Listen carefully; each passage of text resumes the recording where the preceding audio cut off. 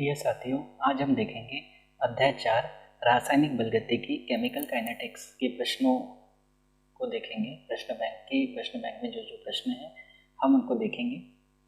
ये जो अध्याय है 5 अंक का अध्याय है और इसमें से एक रिक्त स्थान आएगा, एक वाक्य में उत्तर आएगा और एक 3 नंबर का प्रश्न आएगा। तो इसमें हम कुछ प्रश्नों को ले लेते हैं और बचे हुए प्रश्नों को हम अगले पार्ट में ले लेंगे। तो सबसे पहले हम ये देखते हैं रिक्त स्थानों की पूर्ति कीजिए। तो रिक्त स्थान के अंतर्गत पहला प्रश्न है, प्रथम कोटि अभिक्रिया के लिए टी हाफ यानी अर्धा आयुकाल। अर्धा आयुकाल का मतलब क्या होता है? किसी भी अभिक्रिया का अर्धा आयुकाल ऐसा समय होता है जिसमें अभिक्रिया आधी पूर्ण हो जाती है, यानी आधी कंप्लीट हो जाती है। तो उस टी हाफ का मान कितना होता है पूछ रहा है। तो ये होता है 0.693/K। ये पहला रिक्त स्थान है। अगला है अभिक्रिया का वेग स्थिरांक रिक्त स्थान पर निर्भर करता है।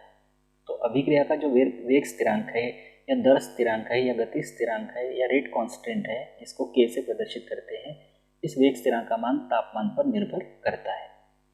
तीसरा है अणुसंख्यता सदैव रिक्त स्थान होती है। तो अणुसंख्यता हमेशा एक पूर्णांक संख्या होती है और एक अभिक्रिया की कोटि होती है जिसका मान पूर्णांक के अलावा प्रभाज्य के रूप में होता है। अगला है तीव्र अभिक्रिया है।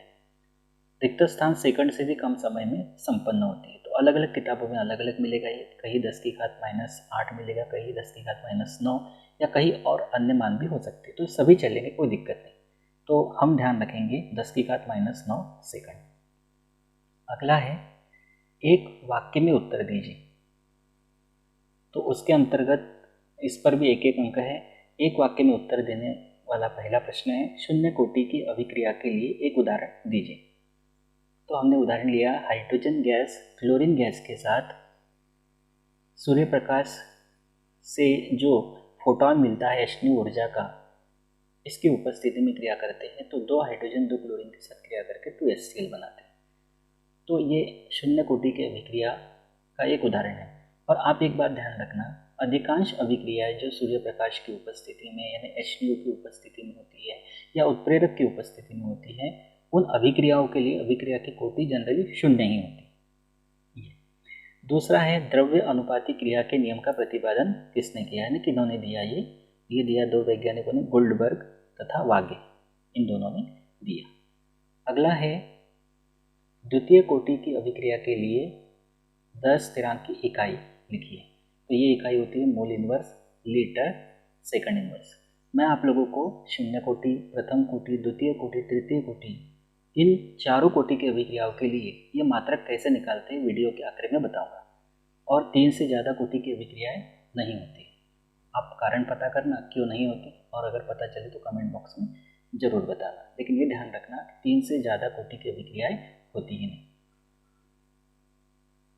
अगला है फिर 3 अंक के प्रश्नों को देखना है। इसके अंतर्गत है अभिक्रिया का अर्धा आयुकाल क्या है, इसका व्यंजक लिखिए। और मैंने आपको अभी बताया कि अभिक्रिया का अर्धा आयुकाल क्या होता है। किसी भी अभिक्रिया का अर्धा आयुकाल वह समय है जिसमें अभिक्रिया आधी पूर्ण हो जाती है। पूर्ण होती है मतलब कंप्लीट हो जाती है। इसे टी हाफ से प्रदर्शित करते हैं। अब यहाँ एक बात मैं आपको बता दूँ, इसमें व्यंजक पूछा है। ये नहीं कहा है कि शून्य कोटि की अभिक्रिया के लिए निकालना है अर्धा आयुकाल का या प्रथम कोटि की अभिक्रिया के लिए। तो आप शून्य कोटि की अभिक्रिया के लिए भी निकाल सकते हो अर्धा आयुकाल का व्यंजक। मैं प्रथम कोटि की अभिक्रिया के लिए लेकर चल रहा हूँ अर्धा आयुकाल का व्यंजक। तो अर्धा आयुकाल का व्यंजक निकालने के लिए प्रथम कोटि की अभिक्रिया के लिए दर स्थिरांक का व्यंजक याद होना चाहिए। और ये व्यंजक होता है K बराबर 2.303/T log 10 A/A-x, जहाँ A होता है अभिकारक की प्रारंभिक सांद्रता और A-x होता है T समय पश्चात अभिकारक की सांद्रता।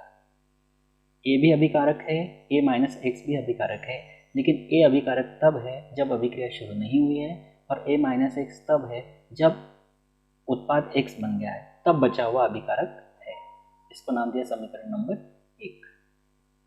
अब हमारे पास अर्धा आयुकाल की जो परिभाषा है वो क्या है? किसी अभिक्रिया का अर्धा आयुकाल वह समय है, यानी T बराबर T हाफ, जिसमें अभिक्रिया आधी पूर्ण हो जाती है। यानी उत्पाद हमको मिलता है, उत्पाद X होता है तो ये मिलता है a/2, क्योंकि हमारे पास टोटल अभिकारक होता है a, तो उसका उत्पाद मिलेगा a/2, आधा मिलेगा a/2। तो x बराबर a/2 तथा t बराबर t½ ये दोनों के दोनों मान, x का मान a/2 और t का मान t½ ये दोनों मान हम समीकरण 1 में रखेंगे। तो x की जगह हम रख देंगे यहाँ पर a/2 और t की जगह रख देंगे t½ तो देखिए हमको क्या मिलेगा। हमको मिलेगा इस तरह का समीकरण जहाँ t की जगह हमने t½ रखा और x जो उत्पाद है उसकी जगह हमने a/2 रखा, क्योंकि a/2 उत्पाद में परिवर्तित होगा, a/2 बचेगा। फिर हमने इसको हल किया तो ये तो जैसा का वैसा रहेगा। a में से a/2 यानी पूरे a में से आधा ये गया तो आधा ये बचेगा a/2। 2 से 2 कैंसिल होगा, 2 ऊपर चला जाएगा, बटे के बटे में है तो ऊपर जाएगा, तो यहाँ आएगा log10 2 और log10 2 का जो मान होता है वो होता है 0.3010 या हम कह सकते हैं 0.3010 याद रखने के हिसाब से। तो ये log10 2 का मान हम यहाँ रख देंगे और इसके साथ गुणा होगा 2.303 का और t½ को k की जगह लेके जाते हैं दर स्थिरांक की और k को t½ की जगह लेकर आते हैं। तो ये दोनों को भी आपस में इंटरचेंज कर दिया और इन दोनों का गुणा करेंगे तो ये आएगा 0.693। आगे भी आएगा ये लगभग 0.693 अपॉन k। तो t½ बराबर 0.693 अपॉन k। सबसे पहला हमारा जो रिक्त स्थान था वो यही था, तो यहाँ पर हमको इसको सिद्ध भी हमने कर दिया। इसको नाम दिया समीकरण 2 और सिंपली हम लिख देंगे कि समीकरण 2 ही प्रथम कोटि की अभिक्रिया के लिए अर्धायुकाल का व्यंजक है। तो बहुत सिंपल है, इसको आप तैयार कर लेना। उसके बाद प्रश्न दूसरा है इसमें 3 अंक का। ये प्रश्न है अभिक्रिया की दर एवं दर स्थिरांक में कोई 3 अंतर लिखें।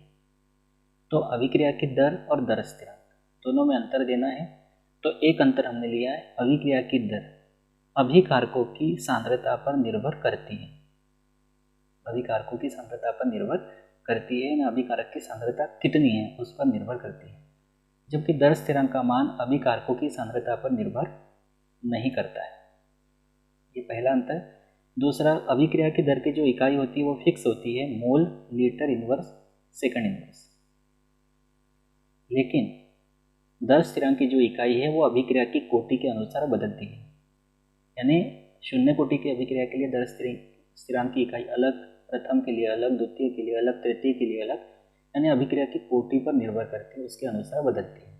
तीसरा एक सिंपल अंतर हमने लिख दिया, इसे dx/dt से प्रदर्शित करते हैं और इसे k से प्रदर्शित करते हैं। 3 अंक के लिए 3 अंतर काफी है। अब मैं आपको बताता हूँ सभी कोटि की अभिक्रियाओं के लिए दर स्थिरांक का फॉर्मूला है वो कैसे ध्यान रखें, क्योंकि इसमें याद करते तो भूल जाते। तो आप सिंपली ये ध्यान रखिए, मोल की घात 1 - n, लीटर की घात n-1, सेकंड की घात -1। अब इसमें भी कंफ्यूज मत होना, 1 से शुरू करना है और यहाँ 1 पे ख़त्म करना है। ये 1 - n, n-1 और सेकंड की घात -1 है, यहाँ कोई दिक्कत नहीं। अब देखिए शून्य कोटि की अभिक्रिया है तो उसके लिए n बराबर 0 इस सूत्र में अगर रखेंगे तो दर स्थिरांक का मात्रक या इकाई आ जाएगी। क्या आएगी, n का मान 0 रखेंगे तो यहाँ 0 रखेंगे तो 1 - 0 1, जो नहीं लिखा तो चलता है। यहाँ 0 रखेंगे तो 0 - 1 तो -1 होगा और सेकंड की घात -1। तो ये आ गया, रटना भी नहीं है आपको, सिर्फ ये ध्यान रखना है और इसके आधार पर निकाल सकते। प्रथम कोटि की अभिक्रिया के लिए n बराबर हम कितना रखेंगे 1, तो 1 - 1 0, मोल की घात 0, किसी संख्या की घात या किसी पद की घात 0 हो तो उसका मान 1 होता है, तो हट जाएगा। लीटर की घात 1 - 1 यानी 0, लीटर की घात 0 वो भी 1 हो गया, वो भी हट जाएगा, तो बचेगा सेकंड इनवर्स।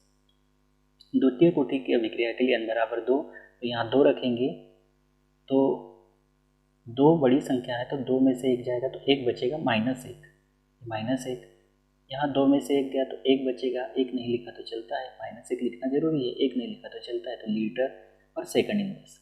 तृतीय कोटि की अभिक्रिया के लिए n बराबर 3, 1 - 3 ये होगा -2, यहाँ 3 - 1 ये होगा 2 और सेकंड की घात -1।